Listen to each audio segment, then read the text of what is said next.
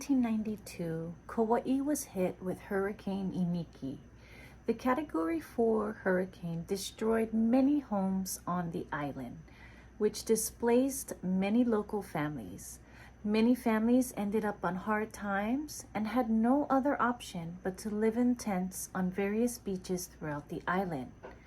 4-year-old Aleisia Woolsey Ruf and her mom, Tracy Ruf, was among one of those families living at Kauai's Anini Beach, which is located on the north side of the island. Aleisia Ku'uipo Tualani Malia Teza Woolsey Ruf, better known to family and close family friends as Lacey, was born on May 7, 1989 on Kauai. Lacey is friendly, talkative, funny, and very smart. Lacey is a good child and a happy kid who liked to play outside with her kitchen set and go to the beach. Lacey's aunts said she would always try to make them laugh, and she would call them, quote, silly dilly ducks, end quote, just to be playful and make trouble in good spirits. During the weekdays, Lacey would stay with her mom, Tracy, at Anini Beach. And then on the weekends, Lacey would go with her father, Nathaniel Timmy Woolsey, in Anahola. Lacey has 2 brothers, Dustin Reuben and Kamala Alexander. Michael Hurd, a 30-year-old gardener who lived at the park since before the hurricane, said he would often see little Lacey alone or tagging along with various park dwellers when her parents were not around. Hurd claims Lacey's parents, quote, were trusting everybody else to be looking after the kid, end quote. But let's imagine this scene for a moment. It's the 1990s. It's on the island of Kauai, which is in the state of Hawaii. It's right after the Hurricane Anini, so everybody's coming together, everybody's trying to rebuild. There's a sense of community at the beach park, and by all accounts, it's a safe place. Tracy and Nathaniel didn't see any potential threats for their daughter Lacey. But on July 27, 1993, all of that changed. Aaron Christopher Schonlau, an unemployed 20-year-old drifter originally from Thornton, Colorado, was having a grand old time at the park. You know, he's drinking beer, smoking marijuana, eating wild mushrooms that he found in a nearby pasture. Now, Aaron and his older brother, Todd Lee Schonlau, had been on Kauai for about a week and a half. And before Kauai, the two had spent some time on Oahu and Molokai. Aaron befriended Lacey's mom, Tracy. So now a group of them, they're drinking beer, they're getting out their guitars, you know, they're talking story, they're singing, they're laughing. Everybody's having a grand old time. Meanwhile, little Lacey is there on the side playing with her dolls. She's playing with the dog. And all of a sudden, Lacey's mom, Tracy, she begins to get loud and obnoxious. And this angered Aaron. So much so that he decides to walk away from the group. As Aaron is walking away from the group, he realizes that the little blonde-haired girl and her dog are following him. When Aaron reaches a secluded part of the park and away from the campers, this is when he decides to grab Lacey and bring her under a bridge. Aaron takes off Lacey's bottoms and he tries to penetrate her. But for some reason he couldn't, and so he decides to use his fingers. Lacey is screaming and she's trying to get away, but obviously Aaron is an adult and he's way stronger, so she's not able to get away. Aaron puts his hand over Lacey's face and mouth, hoping that no one will hear her screams. And sooner or later, Lacey stops screaming. At this point, Aaron believes that Lacey is deceased. To make sure of that, Aaron decides to twist the little girl's neck. Meanwhile, back at the camp, a worried Tracy is frantically looking for Lacey. Lacey was nowhere to be seen. It was as if she had disappeared into thin air. Tracy calls the police and reports her daughter missing. So the police, they come out to the beach park and they waste no time in trying to find little Lacey. The police talked to park goers and the park's tenants for any information that might lead them to Lacey. The police searched vehicles, tents, the restrooms, shorelines, the pasture area, and even checked nearby residences in the area. The police ended up calling Lacey's father, Nathaniel, to ask him if he had taken Lacey. Timmy immediately rushes down to Anini Beach. The search party was assembling just as Timmy reached the beach park. Authorities and volunteers searched until nightfall, but came up empty-handed. The very next day, as soon as the sun came up, the search party resumed searching for Lacey by land, air, and sea. A firefighter within the search party ends up finding one of Lacey's underwears on a rock near the ocean. So this indicated that maybe Lacey was out in the water. Timmy grabbed his goggles and fins and jumped in the ocean, searching the reef up and down as far as he could see. One of the volunteers offered to help Timmy search the nearby channel. Timmy was in about 40 feet of water when he looked down and could see his little daughter laying at the bottom of the ocean. The two men had to work together as they were free diving, going from 0 to 40 feet. Timmy said he and the volunteer took turns diving deeper and deeper until the volunteer was able to pick up Lacey from the bottom of the ocean, but not before handing Lacey off to Timmy because he was about to be out of air. Timmy then slowly made his way to the top of the ocean surface. Timmy said he dropped everything and cradled Lacey's lifeless body back to shore. Meanwhile, the police is learning the suspect responsible for Lacey's murder is aboard a Kauai bus that is headed for the airport. Luckily, with the help from Todd Schonlau, the police are able to track down the bus and arrest Aaron Schonlau. Aaron had told his older brother Todd that he had done a terrible thing. And after hearing what Aaron did to Lacey, Todd suggested that Aaron jump on a bus and leave town. Todd calls his grandmother to ask his grandmother for advice, and his grandmother tells him to call the police.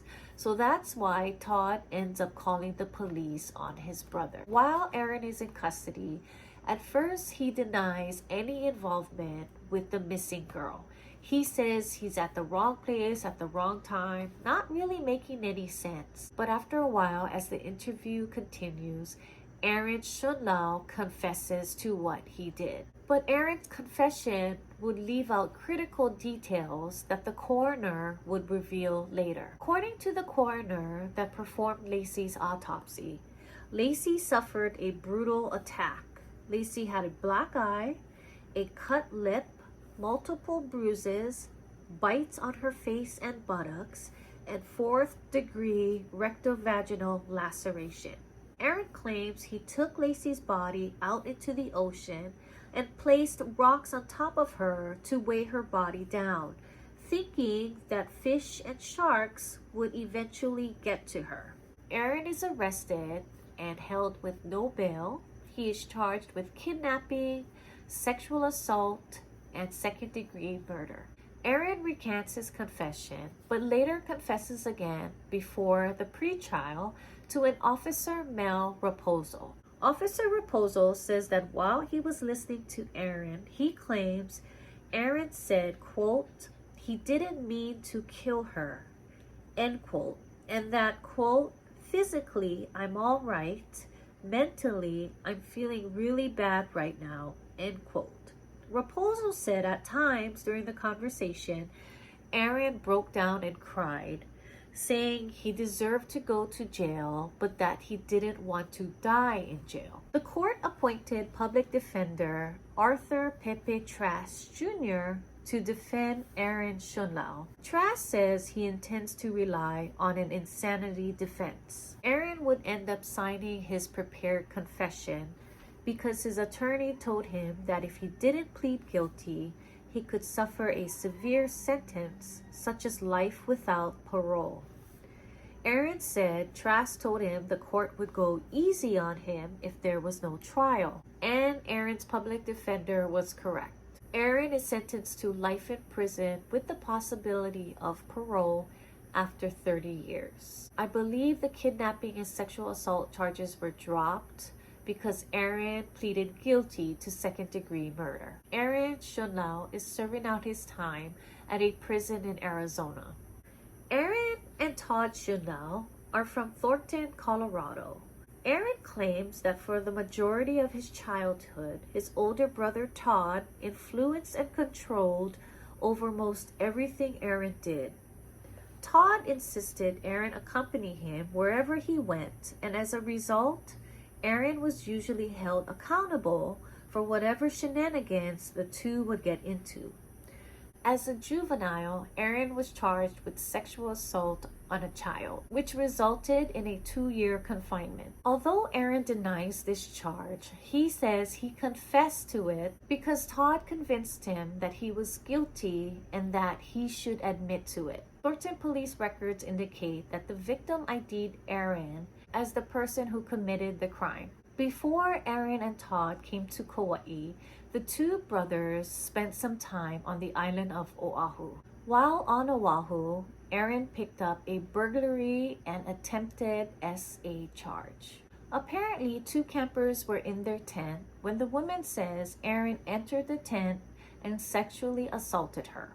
The woman's husband woke up and was able to hold Aaron down until the police got there. Honolulu Police Department arrested Aaron and brought him down to the police station.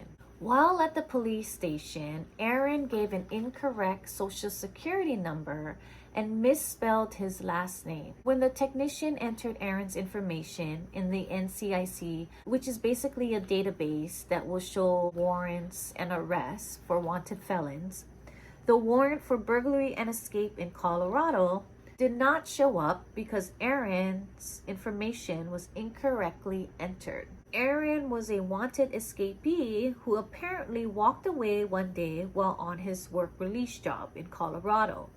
According to Aaron, he said he was about a week away from completing his sentence for burglary in Colorado when his brother Todd talked him into cashing his paycheck and walking away from his job.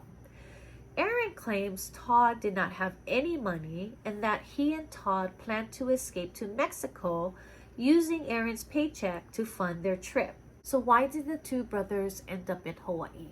The only thing I can think of is that they wanted to start a new life. Honolulu Police Department ended up releasing Aaron because when they tried to contact the woman that Aaron sexually assaulted, the woman couldn't be contacted and she didn't come down to the police station to ID Aaron.